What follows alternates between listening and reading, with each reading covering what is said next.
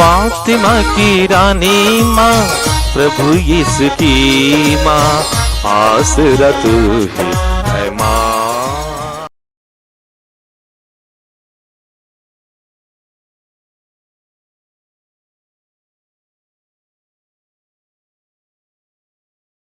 पहला पाठ उत्पत्ति ग्रंथ अध्याय 37 पद संख्याएं 3 से 4, 12 से 13, 17 से 18 तक। इस्राएल अपने सब दूसरे पुत्रों से योसेफ को अधिक प्यार करता था, क्योंकि वह उसके बुढ़ापे की संतान था। उसने योसेफ के लिए एक सुंदर कुर्ता बनवाया था।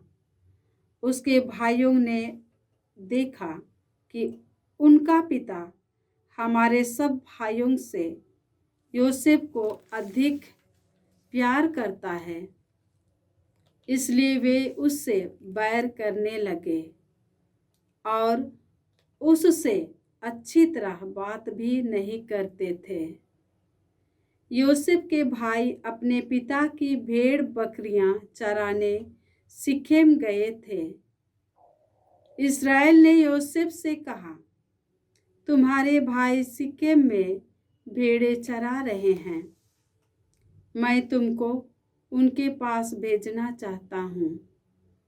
योसेफ अपने भाइयों की खोज में निकला और उसने उनको दोतान में पाया।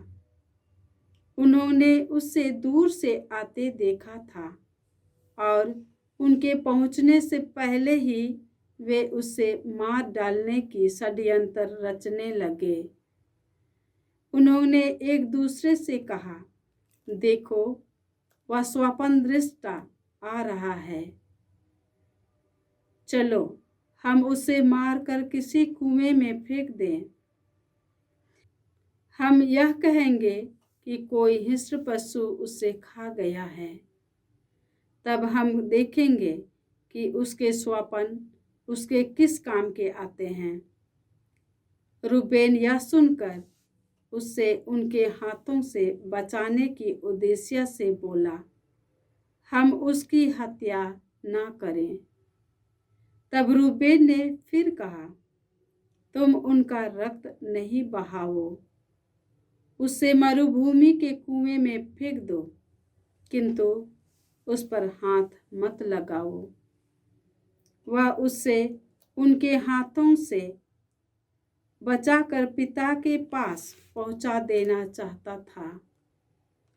इसलिए ज्यों ही योसेफ अपने भाइयों के पास पहुंचा, उन्होंने उसका सुंदर कुर्ता उतारा और उसे फाड़कर कुएं में फेंक दिया।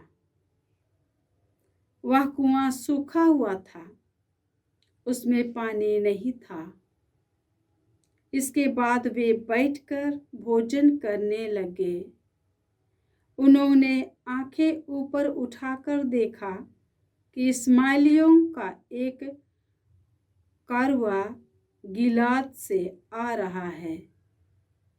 वे ऊँटों पर गोंद, बालसा और गंदरस लादे हुए मिस्र देश जा रहे थे।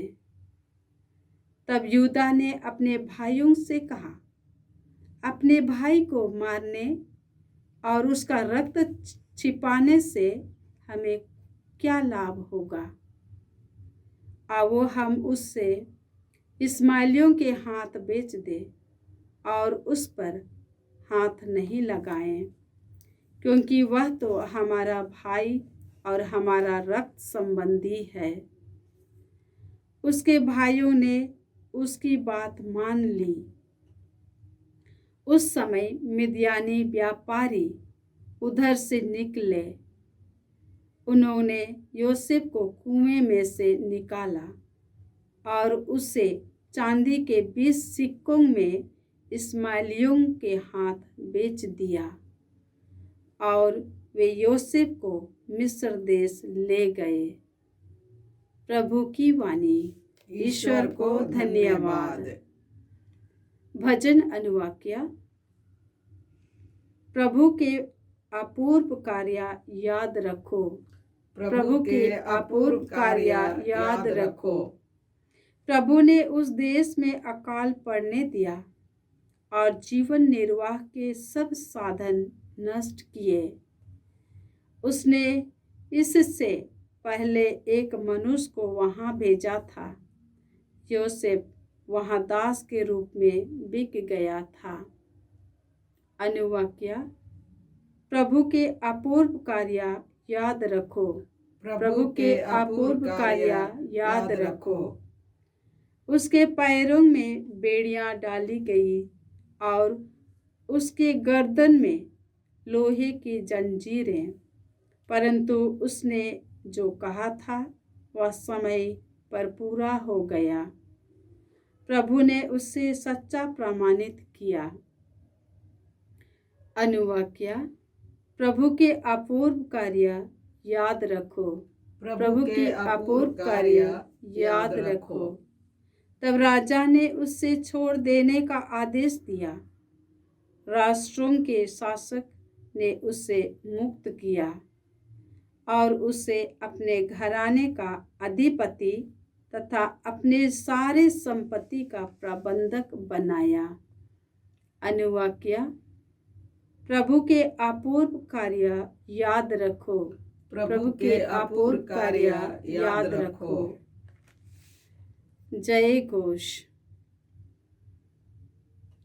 ईश्वर ने संसार को इतना प्यार किया कि उसने उसके लिए अपने एकलौते पुत्र को अर्पित कर दिया, जिससे जो कोई उसमें विश्वास करे वह अनंत जीवन प्राप्त करे। प्रभु आप लोगों के साथ हो और आपकी आत्मा के साथ। के अनुसार प्रभु यीशु ख्रिस्त का पवित्र सुसमाचार। हे प्रभु तेरी महिमा हो।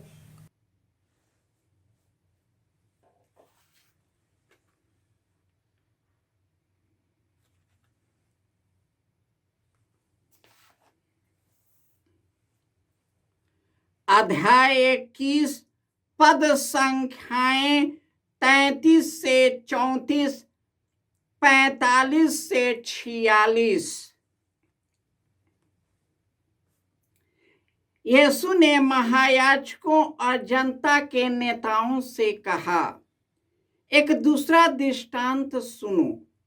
किसी जमींदार ने दाख की बारी लगवाई, उसके चारों ओर घेरा बनवाया, उसमें रस का कुंड खुदवाया, पक्का मचान बनवाया।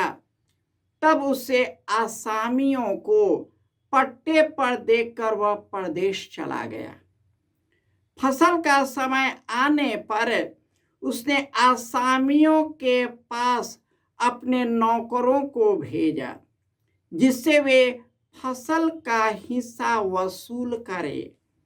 किंतु आसामियों ने उसके नौकरों को पकड़कर उनमें से किसी को मारा पीटा, किसी की हत्या कर दी, किसी को पत्थरों से मार डाला। इसके बाद उसने पहले से अधिक नौकरों को भेजा और आसामियों ने उनके साथ भी वैसा ही किया। अंत में उसने यह सोचकर अपने पुत्र को उनके पास भेजा कि वे मेरे पुत्र का आदर करेंगे। किंतु वे देखकर आसामियों ने एक दूसरे से कहा, यह तो उत्तराधिकारी है, चलो हम इसे मार डालें और इसकी विरासत पर कब्जा कर ले। और उसे पकड़ लिया और दखबारी से बाहर निकालकर मार डाला।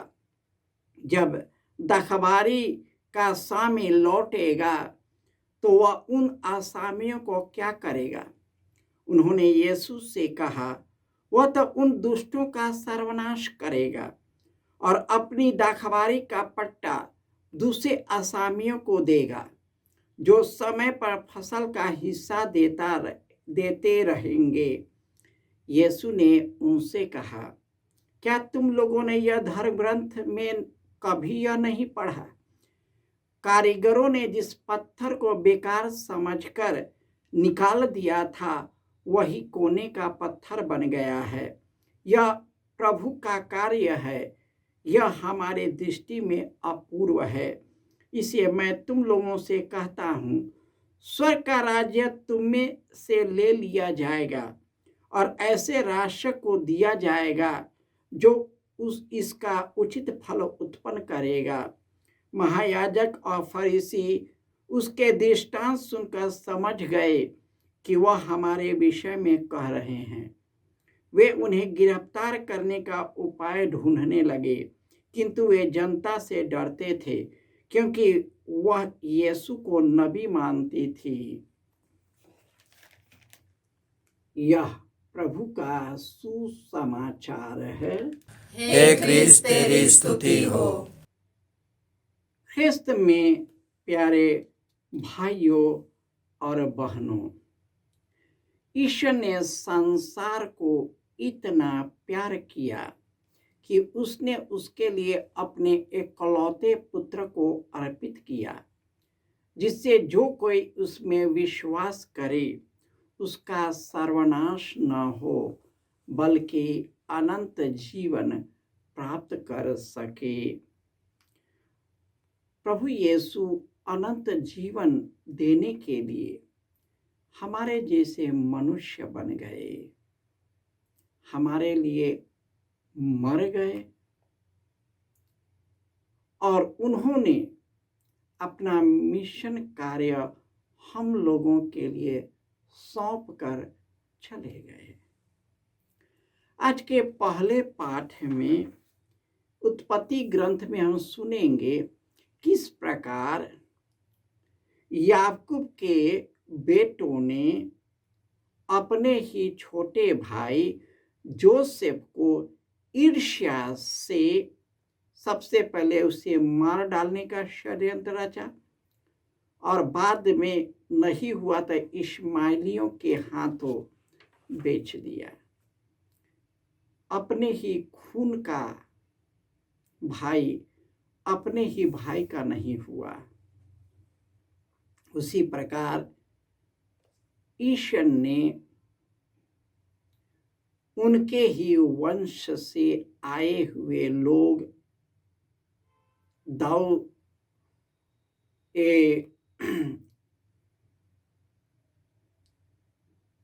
इस्राएली वे कौन थे? वे सभी याकूब के बेटों के वंश थे। ईश्वर ने याकूब को चुना था, वहां पर अकाल हो गया। सन जोसेफ के द्वारा ही वहां पर पहुंचा।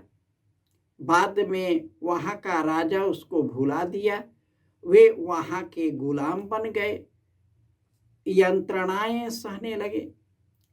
ईश्वर ने मूसा हारून के द्वारा उनको निकाल कर लाया और उसका वंश दिया और इन्हीं लोगों ने, इसी के वंशों ने यीशु को भी मार डाला। आज का जो दृष्टांत है कि ईश्वर में दखबारी लगाई, उस देश को दे दिया, सबसे उत्तम देश जहां घी और मधु की नदियां बहती है, उसको दे दिया। सब कुछ से भर गए, स्वार्थ और लालच उसमें चला गया, ईश्वर से दूर हो गए, करुणामय ईश्वर से दूर हो गए, पाप में फंस गए और पाप के कारण ही उसने यीशु को पहचानने में इनकार कर गया और यीशु उन्हीं को मुक्त करने के लिए, हमको मुक्त करने के लिए, पूरे संसार को पाप से मुक्त करने के लिए मनुष्य बने, हमारे पापों को अपने ऊपर ले लिया और मेरे लिए तड़प तड़प कर मर गया, ताकि हम सभी उनकी ओर मुड़ जाए, स्वर्ग राज्य से भर जाए, मुक्ति से भर जाए, हमारे बंधन निकल जाए, हम स्वतंत्र हो जाए और हम पूर्ण जीवन प्राप्त करें। जय यीशु।